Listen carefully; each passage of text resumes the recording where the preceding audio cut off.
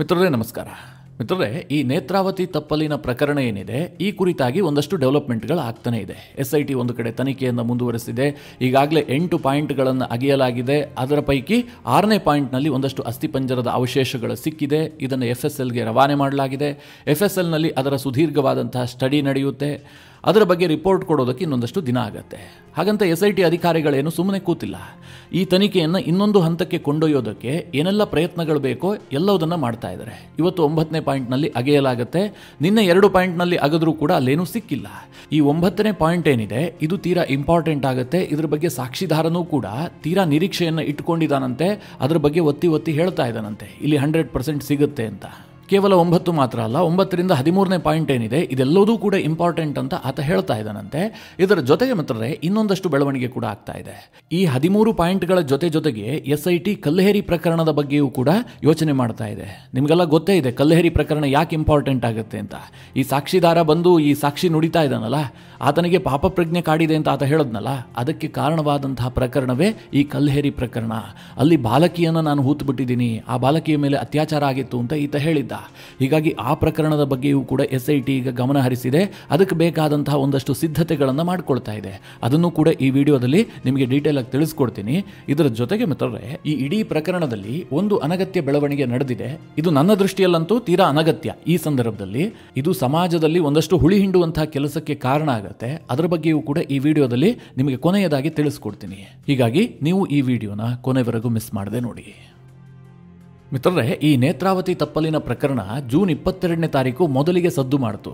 ಅದಾಗಿ ತುಂಬ ಲೇಟಾಗಿ SIT ರಚನೆ ಆಯಿತು. ಅಂದರೆ ಆರಂಭದಲ್ಲಿ ಸಾಕಷ್ಟು ವಿಳಂಬ ಆಯಿತು. ಇದು ಜನರ ಆಕ್ರೋಶಕ್ಕೆ ಕೂಡ ಕಾರಣ ಆಗಿತ್ತು. ಆದರೆ ಯಾವಾಗ ಸರ್ಕಾರ SITಯನ್ನು ರಚನೆ ಮಾಡಿ ನಂತರ ಆ SIT ತನಿಖೆಯನ್ನು ಆರಂಭಿಸಿತು, ಅದಾದ ಬಳಿಕ ಎಲ್ಲ ಪ್ರಕ್ರಿಯೆಗಳು ಕೂಡ ಸರಾಗವಾಗಿ ಸಾಗ್ತಾ ಇದೆ. ಜೊತೆಗೆ ಯಾವುದೇ ಅನುಮಾನಕ್ಕೆ ಎಡೆ ಮಾಡಿಕೊಡದೆ SIT ತನ್ನ ತನಿಖೆಯನ್ನು ಮುಂದುವರಿಸ್ತಾ ಇದೆ. ನಿಮಗೆಲ್ಲ ಗೊತ್ತಿರುವ ಹಾಗೆ 13 ಪಾಯಿಂಟ್ಗಳನ್ನು ಆ ದೂರುದಾರ ಗುರುತು ಮಾಡಿದ್ದ. ಅದರಲ್ಲಿ ಈಗಾಗಲೇ 8 ಪಾಯಿಂಟ್ಗಳನ್ನು ಡಿಗ್ ಮಾಡಲಾಗಿದೆ, ಉತ್ಖನನ ಮಾಡಲಾಗಿದೆ. 1 ಪಾಯಿಂಟ್ನಲ್ಲಿ ಒಂದಷ್ಟು ಅಸ್ಥಿಪಂಜರ ಸಿಕ್ಕಿದೆ. ಯಾವಾಗ ಅಸ್ಥಿಪಂಜರ ಸಿಕ್ತೋ ಅದಾದ ಬಳಿಕ ಈ ಪ್ರಕರಣದ ವೆಯ್ಟ್ ಜಾಸ್ತಿ ಆಗಿದೆ. ಸದ್ಯ ಸಿಕ್ಕಂತಹ ಅಸ್ಥಿಪಂಜರವನ್ನು ವೈಜ್ಞಾನಿಕವಾಗಿ ಯಾವ ರೀತಿಯಾಗಿ ತನಿಖೆ ಮಾಡಬೇಕೋ ಅದೆಲ್ಲವುದನ್ನು SIT ಮಾಡ್ತಾ ಇದೆ. ಫೊರೆನ್ಸಿಕ್ ಲ್ಯಾಬ್ಗೆ ಕಳುಹಿಸಲಾಗಿದೆ. ಅದರ ರಿಪೋರ್ಟ್ ಬರೋದಕ್ಕೆ ಸಾಕಷ್ಟು ಟೈಮ್ ಹಿಡಿಯುತ್ತೆ. ಇದರ ನಡುವೆ SIT ಇನ್ನೊಂದಷ್ಟು ರೀತಿಯಲ್ಲೂ ಕೂಡ ಈ ಪ್ರಕರಣದ ತನಿಖೆಯನ್ನು ಮುಂದುವರೆಸಿದೆ. ಅದೇನು ಕೇಳಿದ್ರೆ, ನಿಮಗೆಲ್ಲ ಗೊತ್ತಿರುವ ಹಾಗೆ ಈ ಪ್ರಕರಣ ಬೆಳಕಿಗೆ ಬರ್ತಿದ್ದಂತೆ ಆ ಸ್ಥಳೀಯ ಗ್ರಾಮ ಪಂಚಾಯಿತಿಯವರು ಒಂದು ವಾದವನ್ನು ಮುಂದಿಟ್ಟಿದ್ರು. ನಮ್ಮ ಗ್ರಾಮ ಪಂಚಾಯಿತಿ ವ್ಯಾಪ್ತಿಯಲ್ಲಿ ಈ ಹಿಂದೆ ಸ್ಮಶಾನ ಇರಲಿಲ್ಲ. ಹೀಗಾಗಿ ಇಲ್ಲೇನಾದರೂ ಅನಾಥ ಶವಗಳು ಸಿಕ್ಕಿದ್ದೆ ಆದರೆ ಅದನ್ನು ನಾವು ಹೂತಾಕ್ಸಿದ್ದೀವಿ. ಅದಕ್ಕೆ ಬೇಕಾದಂತಹ ದಾಖಲೆ ಗ್ರಾಮ ಪಂಚಾಯಿತಿ ಬಳಿಯಲ್ಲಿದೆ ಅಂತ ಅವರೊಂದು ವಾದವನ್ನು ಮುಂದಿಟ್ಟಿದ್ರು. ಈಗ ಮಿತ್ರರೇ, SIT ಅವರು ಯಾವಾಗ ಈ ಅಸ್ಥಿಪಂಜರ ಸಿಕ್ತೋ ತಕ್ಷಣ ಗ್ರಾಮ ಪಂಚಾಯಿತಿಗೆ ಒಂದು ನೋಟಿಸನ್ನು ಕೊಟ್ಟು ನಿಮ್ಮ ಬಳಿಯಲ್ಲಿ ಏನೇನು ದಾಖಲೆ ಇದೆ ಎಲ್ಲವುದನ್ನು ಕೂಡ ಸಬ್ಮಿಟ್ ಮಾಡಿ ಅಂತ ಕೇಳ್ಕೊಂಡಿದ್ದಾರೆ. ಅದನ್ನು ತರಿಸ್ಕೊಂಡಿದ್ದಾರೆ. ಸ್ಥಳೀಯ ಗ್ರಾಮ ಪಂಚಾಯಿತಿ ಎಷ್ಟು ಪ್ರಮಾಣದಲ್ಲಿ ದಾಖಲೆಯನ್ನು ಸಬ್ಮಿಟ್ ಮಾಡಿದೆ ಅದರ ಅಪ್ಡೇಟ್ ಏನೂ ಗೊತ್ತಿಲ್ಲ. ಆದರೆ SIT ಅವರು ಆ ರೀತಿಯ ದಾಖಲೆಯನ್ನು ಹುಡುಕ್ತಾ ಇದ್ದಾರೆ. ಯಾಕೆ ಈ ದಾಖಲೆಯನ್ನು ಹುಡುಕ್ತಾ ಇದ್ದಾರೆ ಅಂತಂದರೆ, ಈಗ ಗ್ರಾಮ ಪಂಚಾಯಿತಿಯಲ್ಲೂ ಆ ದಾಖಲೆಗಳು ಇರಬೇಕು. ಇನ್ನೊಂದು ಕಡೆಯಲ್ಲಿ ಪೊಲೀಸ್ ಠಾಣೆಯಲ್ಲೂ ಕೂಡ ಆ ದಾಖಲೆಗಳು ದಾಖಲಾಗಿರಬೇಕು. ಅಸಹಜ ಸಾವಾದಂತಹ ಸಂದರ್ಭದಲ್ಲಾಗಲಿ ಅಥವಾ ಒಂದು ಅನಾಥ ಶವ ಸಿಕ್ಕಂತಹ ಸಂದರ್ಭದಲ್ಲಾಗಲಿ ಅದಕ್ಕೆ ಒಂದು ಪ್ರಾಪರ್ ಆದಂತಹ ಪ್ರೊಸೀಜರ್ ಇದೆ. ಬೇಕಾಬಿಟ್ಟಿಯಾಗಿ ಅದನ್ನು ತೆಗೆದುಕೊಂಡು ಹೋಗಿ ಹೂತು ಹಾಕೋದಕ್ಕೆ ಸಾಧ್ಯ ಇಲ್ಲ. ಅಲ್ಲಿ ಮಹಜರಾಗಬೇಕು, ಪೋಸ್ಟ್ ಮಾರ್ಟಮ್ ಆಗಬೇಕು, ನಂತರ ಹೂಳುವ ಪ್ರಕ್ರಿಯೆ ಎಲ್ಲ ಆಗಬೇಕು. ಅದೆಲ್ಲವುದನ್ನು ಕೂಡ ದಾಖಲೆಯಲ್ಲಿ ದಾಖಲು ಮಾಡಿಟ್ಟಿರಬೇಕು. ಇನ್ನು 100 ವರ್ಷದ ಬಳಿಕವೂ ಕೂಡ ಆ ದಾಖಲೆ ಪೊಲೀಸ್ ಕಡತದಲ್ಲೂ ಸಿಗಬೇಕು, ಗ್ರಾಮ ಪಂಚಾಯಿತಿಯ ದಾಖಲೆಯಲ್ಲೂ ಸಿಗಬೇಕು. ಎರಡೂ ದಾಖಲೆಗಳಿಗೆ ತಾಳೆ ಆಗಬೇಕು. ಇದೆಲ್ಲವುದನ್ನು ಈಗ SIT ಅವರು ಪರಿಶೀಲನೆ ಮಾಡ್ತಾ ಇದ್ದಾರೆ. ಇದನ್ನು ಯಾಕಿಷ್ಟು ಡಿಗ್ ಮಾಡ್ತಾ ಇದ್ದಾರೆ ಅಂತಂದರೆ, ಒಂದು ವೇಳೆ ಈಗೇನು ಶವ ಸಿಕ್ಕಿದೆಯಲ್ಲ ಅಂದರೆ ಅಸ್ಥಿಪಂಜರ, ಆ ಪ್ರದೇಶ ಏನಾದರೂ ದಾಖಲಾಗಿದೆಯಾ ಅಥವಾ ಈಗ ಅನಾಮಿಕ ವ್ಯಕ್ತಿಯೊಬ್ಬ ಸಾಕ್ಷಿ ಹೇಳ್ತಾ ಇದ್ದಾನಲ್ಲ, ಆತ ಈ ಹಿಂದೆ ಹೆಣಗಳನ್ನು ಹೂಡುವಂತಹ ಕೆಲಸ ಮಾಡ್ತಾ ಇದ್ದ. ಅದೇನು ಹೊಸತಲ್ಲ. ಆತ ಮುಳುಗು ತಜ್ಞ ಆಗಿದ್ದ. ಆತನ ಬಳಿಯಲ್ಲಿ ಗ್ರಾಮ ಪಂಚಾಯಿತಿಯವರೇ ಹೆಣಗಳನ್ನು ಹೂಳಿಸಿದ್ದಾರೆ ಅಂತೆಲ್ಲ ಕೆಲವರು ಹೇಳ್ತಾ ಇದ್ದಾರಲ್ಲ, ಅದಕ್ಕೆ ಸಂಬಂಧಪಟ್ಟಂತೆ ಏನಾದರೂ ದಾಖಲೆಗಳಿದೆಯಾ, ಆತನ ಹೆಸರು ಎಲ್ಲರೂ ನಮೂದಾಗಿದೆಯಾ, ಇದೆಲ್ಲವುದನ್ನು SIT ಈಗ ಜಾಲಾಡ್ತಾ ಇದೆ. ಮಿತ್ರರೇ, ಇಲ್ಲಿ ಒಂದೊಂದು ಡಾಟ್ಗಳು ಕೂಡ ಲಿಂಕ್ ಆಗಬೇಕಾಗತ್ತೆ.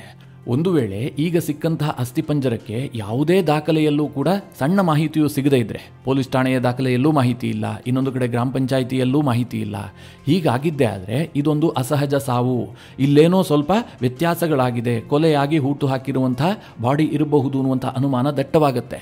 ಆನಂತರ SIT ಬೇರೆ ಆ್ಯಂಗಲ್ನಲ್ಲಿ ಡಾಟ್ಗಳನ್ನು ಕನೆಕ್ಟ್ ಮಾಡೋದಕ್ಕೆ ಶುರು ಮಾಡುತ್ತೆ. ಹೀಗೆ SITಯ ತನಿಖೆ ಒಂದು ಬದಿಯಲ್ಲಿ ಸಾಗ್ತಾ ಇದೆ. ಇನ್ನೊಂದು ಕಡೆ ಮಿತ್ರರೇ, ಕಲ್ಲೇರಿಯ ಪ್ರಕರಣ ನಿನ್ನೆಯಿಂದ ಹೆಚ್ಚು ಚರ್ಚೆ ಆಗೋದಕ್ಕೆ ಶುರುವಾಗಿದೆ. ಈ ಕಲ್ಲೇರಿ ಪ್ರಕರಣ ಇದೆಯಲ್ಲ, ಇದು ಈ ಇಡೀ ಪ್ರಕರಣದ ಜೀವಾಳ ಅಂತಂದ್ರೆ ತಪ್ಪಾಗ್ಲಿಕ್ಕಿಲ್ಲ. ಯಾಕೆ ಗೊತ್ತಾ? ಈ ಅನಾಮಿಕ ದೂರುದಾರ ಪೊಲೀಸ್ ಸ್ಟೇಷನ್ಗೆ ಹೋಗಿ ದೂರು ಕೊಡುವಂತಹ ಸಂದರ್ಭದಲ್ಲಿ ಅಥವಾ 164 ಹೇಳಿಕೆಯನ್ನು ದಾಖಲು ಮಾಡುವಂತಹ ಸಂದರ್ಭದಲ್ಲೂ ಕೂಡ ಆತ ಏನು ಹೇಳಿದ್ದ? ನಾನಿವತ್ತು ಈ ರೀತಿಯಾಗಿ ಬಂದು ಸಾಕ್ಷಿ ಹೇಳೋದಕ್ಕೊಂದು ಕಾರಣ ಇದೆ. ಅದೇನು ಅಂತಂದ್ರೆ, ನನಗೆ ಪಾಪ ಪ್ರಜ್ಞೆ ಕಾಡ್ತಾ ಇದೆ. ಯಾಕೆ ಪಾಪ ಪ್ರಜ್ಞೆ ಕಾಡ್ತಾ ಇದೆ ಕೇಳಿದ್ರೆ, ನಾನು 2010ರಲ್ಲಿ ಒಂದು ಬಾಲಕಿಯ ಶವವನ್ನು ಹೂತಾಕಿದ್ದೀನಿ. ಅದು ಕೂಡ ಶಾಲೆಗೆ ಹೋಗುವಂತಹ ಬಾಲಕಿಯ ಶವ ಅದಾಗಿತ್ತು. ಆ ಬಾಲಕಿಯ ಮೇಲೆ ಅತ್ಯಾಚಾರವಾಗಿತ್ತು. ಅಂತಹ ಬಾಲಕಿಯ ಶವವನ್ನು ಶಾಲೆಯ ಬ್ಯಾಗಿನ ಸಹಿತ ಹೂತಾಕ್ಬಿಟ್ಟಿದ್ದೀನಿ. ಇದು ನನಗೆ ಈಗಲೂ ಕೂಡ ಕಾಡ್ತಾ ಇದೆ. ಆ ಪಾಪ ಪ್ರಜ್ಞೆಯ ಕಾರಣದಿಂದಾಗಿ ನನಗೆ ಸರಿಯಾಗಿ ಬದುಕೋದಕ್ಕಾಗ್ತಾ ಇಲ್ಲ. ನಾನು ಎಲ್ಲ ಪ್ರಕರಣವನ್ನು ಬಯಲಿಗೆಳೆಯೋದಕ್ಕೆ ಸಿದ್ಧನಾಗಿದ್ದೀನಿ. ಯಾವುದೇ ರೀತಿಯಲ್ಲೂ ಬೇಕಾದರೂ ತನಿಖೆಗೆ ಸಹಕಾರ ಕೊಡ್ತೀನಿ. ಹೀಗಂತ ಈ ಅನಾಮಿಕ ವ್ಯಕ್ತಿ ದೂರಿನಲ್ಲಿ ದಾಖಲಿಸಿದ್ದ. ಆ ಬಾಲಕಿಯ ಶವ ಹೂತಂತಹ ಪ್ರಕರಣವೇ ಈ ಕಲ್ಲೇರಿ ಪ್ರಕರಣ. ಕಲ್ಲೇರಿ ಎನ್ನುವಂತಹದ್ದು ಈಗೇನು ನೇತ್ರಾವತಿ ಸ್ನಾನಘಟ್ಟ ಇದೆಯಲ್ಲ, ಇದರಿಂದ ಒಂದು 4 ಕಿಲೋಮೀಟರ್ ದೂರದಲ್ಲಿರುವಂತಹ ಒಂದು ದಟ್ಟಾರಣ್ಯದ ಜಾಗ. ಅಲ್ಲಿ ನಾನು ಆ ಬಾಲಕಿಯ ಶವವನ್ನು ಹೂತಾಕಿದ್ದೀನಿ ಅಂತ ಈತ ಹೇಳಿದ್ದ. ಹೀಗಾಗಿ ಮಿತ್ರರೇ, ಯಾವುದೇ ಕಾರಣಕ್ಕೂ ಕೂಡ ಈ 13 ಲೊಕೇಶನ್ ಆದ ಬಳಿಕ ಈ ಕಲ್ಲೇರಿ ಪ್ರಕರಣವನ್ನು ಬಿಡುವಂತಹ ಮಾತೇ ಇಲ್ಲ. SIT ಅಧಿಕಾರಿಗಳು ಅಲ್ಲಿಗೆ ಹೋಗ್ತಾರೆ. ಈ ಅನಾಮಿಕ ವ್ಯಕ್ತಿಯ ಕೈಯಲ್ಲಿ ಆ ಒಂದು ಪಾಯಿಂಟನ್ನು ಕೂಡ ಗುರುತು ಮಾಡಿಸ್ತಾರೆ. ಅಲ್ಲಿ ಡಿಗ್ ಆಗುವಂತಹ ಕೆಲಸ ಆಗುತ್ತೆ. ಆದರೆ ಅದಕ್ಕಿಂತಲೂ ಮುಂಚಿತವಾಗಿ ಬೇಸಿಕ್ ಒಂದಷ್ಟು ಇನ್ಫಾರ್ಮೇಷನನ್ನು SIT ಅಧಿಕಾರಿಗಳು ಕಲೆ ಹಾಕ್ತಾ ಇದ್ದಾರೆ ಎನ್ನುವಂಥ ಮಾಹಿತಿ ಸಿಗ್ತಾ ಇದೆ. ಆ ಇನ್ಫಾರ್ಮೇಷನ್ ಏನು ಕೇಳಿದ್ರೆ, ಈ ಬೆಳ್ತಂಗಡಿ ವ್ಯಾಪ್ತಿಯಲ್ಲಿ ಯಾವೆಲ್ಲ ಸ್ಕೂಲು ಕಾಲೇಜುಗಳಿದಾವೋ ಅಲ್ಲಿಂದ ಮಾಹಿತಿಯನ್ನು ಕಲೆ ಹಾಕ್ತಾ ಇದ್ದಾರೆ. 2009, 2010, 2011 ಈ ಆಸುಪಾಸಿನಲ್ಲಿ ಯಾವುದಾದ್ರೂ ವಿದ್ಯಾರ್ಥಿನಿ ನಾಪತ್ತೆಯಾದಂತಹ ಪ್ರಕರಣ ಇದೆಯಾ? ಒಂದು 10 ರಿಂದ 14 ವರ್ಷದ ಒಳಗಿನ ವಿದ್ಯಾರ್ಥಿನಿ ನಾಪತ್ತೆಯಾದಂತಹ ಪ್ರಕರಣದ ಎಲ್ಲಾ ಮಾಹಿತಿಯನ್ನು ಕಲೆ ಹಾಕುವಂತಹ ಕೆಲಸವನ್ನ SIT ಅಧಿಕಾರಿಗಳು ಮಾಡ್ತಾ ಇದ್ದಾರೆ. ಸ್ಕೂಲು ಕಾಲೇಜಿಂದ ಈ ಮಾಹಿತಿಯನ್ನು ಕಲೆ ಹಾಕೋದಕ್ಕೆ SIT ಪ್ರಯತ್ನ ಮಾಡ್ತಾ ಇದೆ. ಜೊತೆಗೆ ಪೊಲೀಸ್ ಠಾಣೆಗಳಿಂದಲೂ ಕೂಡ ಈ ಮಾಹಿತಿಯನ್ನು ಕೇಳಿದೆ. ಇದರ ಜೊತೆಗೆ ನನ್ನ ಮನವಿ ಏನು ಕೇಳಿದ್ರೆ, ಆ ಸುತ್ತಮುತ್ತಲಿನ ಯಾವುದಾದ್ರೂ ಗ್ರಾಮದಲ್ಲಾಗಿರಲಿ, ಬೇಕಾದ್ರೆ ಒಂದು 100 ಕಿಲೋಮೀಟರ್ ವ್ಯಾಪ್ತಿ ಅಂತಲೇ ಅಂದುಕೊಳ್ಳಿ, ಅಲ್ಲಿ ಯಾವುದೇ ಪೋಷಕರು ತಮ್ಮ ಮಗಳನ್ನೇನಾದ್ರೂ ಕಳ್ಕೊಂಡಿದ್ರೆ, ದಿಢೀರಂತ ಕಣ್ಮರೆಯಾದಂತಹ ಪ್ರಕರಣಗಳಿದ್ರೆ ಸ್ವಯಂ ಪ್ರೇರಣೆಯಿಂದ SITಯ ಮುಂದೆ ಬರಬೇಕು ಅಂತ ನನ್ನ ವಿನಂತಿ. ಇದು SITಯ ಸತ್ಯಶೋಧನೆಗೆ ದೊಡ್ಡ ಹೆಲ್ಪ್ ಆಗುತ್ತೆ. ನೀವು ಬೇಕಾದ್ರೆ ನಿಮ್ಮ ಐಡೆಂಟಿಟಿಯನ್ನ ಹೈಡ್ ಮಾಡಬಹುದು. SIT ಖಂಡಿತವಾಗ್ಲೂ ಕೂಡ ನಿಮಗೆ ಅದಕ್ಕೆ ಸಹಾಯ ಮಾಡುತ್ತೆ. ಹೀಗಾಗಿ ಕಲ್ಲೇರಿ ಪ್ರಕರಣದ ಬಗ್ಗೆ ಸಾಕಷ್ಟು ನಿರೀಕ್ಷೆಗಳಿದಾವೆ. ಯಾಕೆ ಕೇಳಿದ್ರೆ, ಆ ಅನಾಮಿಕ ವ್ಯಕ್ತಿಗೆ ಅಷ್ಟೊಂದು ಪಾಪ ಪ್ರಜ್ಞೆ ಕಾಡ್ತಾ ಇದೆ ಅಂತಂದ್ರೆ ಆತನಿಗೆ ಎಕ್ಸಾಕ್ಟ್ ಲೊಕೇಶನ್ ಕೂಡ ಗೊತ್ತಿರಬಹುದು. ಆತ ಹೇಳಿದ್ದು ನಿಜವೇ ಆಗಿದ್ರೆ. ಆತ ಕಲ್ಲೇರಿ ಪ್ರಕರಣದ ಕುರಿತಾಗಿ ಎಲ್ಲ ಸತ್ಯನೇ ಹೇಳಿದಾನೆ. ಆತನಿಗೆ ಪಾಪ ಪ್ರಜ್ಞೆ ಕಾಡಿದ್ದು ನಿಜ. ಇದೇ ಕಾರಣಕ್ಕಾಗಿ ಈ ಪ್ರಕರಣ ಹೊರಗೆ ಬಂದಿದೆ.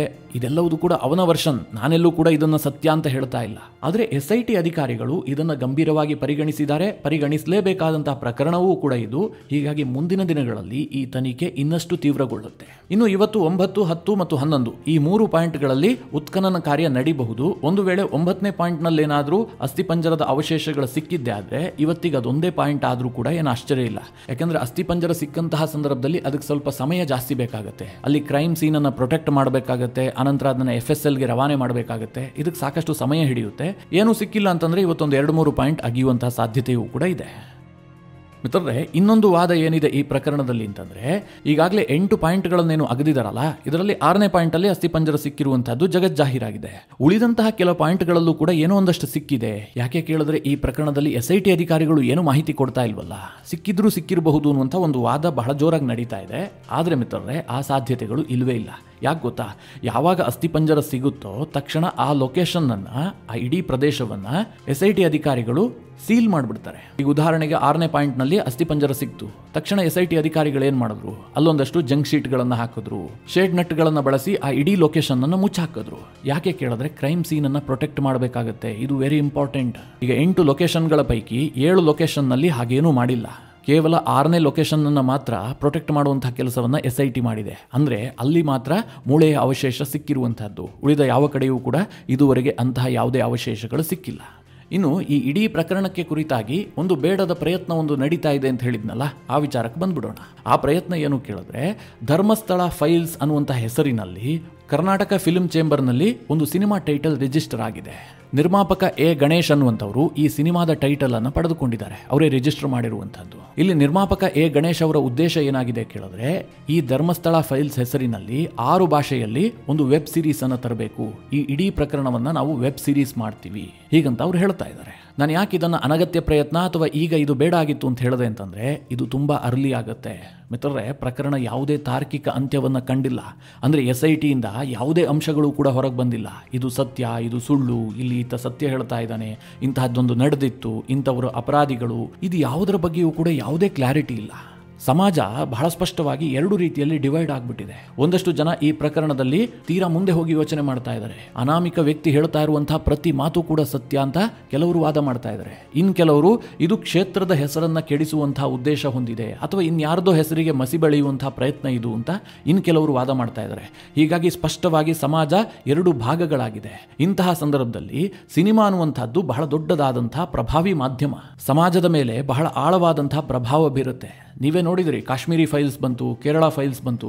ಈ ಎಲ್ಲ ಸಿನಿಮಾಗಳು ಸಮಾಜದ ಮೇಲೆ ಯಾವ ರೀತಿಯಾಗಿ ಪರಿಣಾಮವನ್ನು ಬೀರ್ತು ಅಂತ ನೀವೆಲ್ಲ ನೋಡಿದ್ರಿ.